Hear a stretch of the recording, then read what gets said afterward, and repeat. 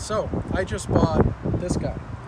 It's the C7 Corvette Grand Sport, and yeah, I know that the C8 mid-engine Corvette is coming any minute now. I just wanted to have my Corvette with the engine in the front.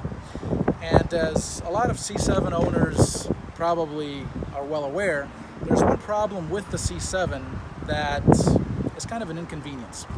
There's no way to actually lock the door without taking the key fob out of your pocket.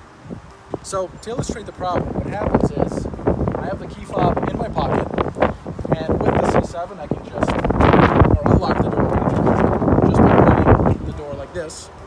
But when I'm exiting the vehicle and I want to lock it, there's no way, there's no button, there's nothing for me to actually press to lock the car. Luckily, there is a workaround. So that workaround is called passive door lock, and you can enable it right here through settings. You go to vehicle, scroll down to remote lock, unlock and start, and then passive door lock right there.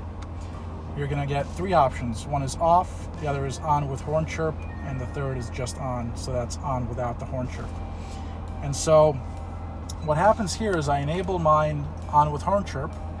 That means that when I get out of the car and I close all doors, well, in this case, just my door, I shut it, I have the key fob on me, there's gonna be a timer that starts, and 5 seconds after the door is closed, the car will automatically lock itself and the horn chirp will sound. So to demonstrate, I have the key fob in my pocket, I have the park brake set, and I'm just going to leave it in first. Then I'm going to shut the car off, I'm going to get out, so I have the key fob again, I have the key fob on me, I shut the door, all other doors are closed in just about a few seconds. There it goes. So now all doors are locked and I didn't have to press or touch anything.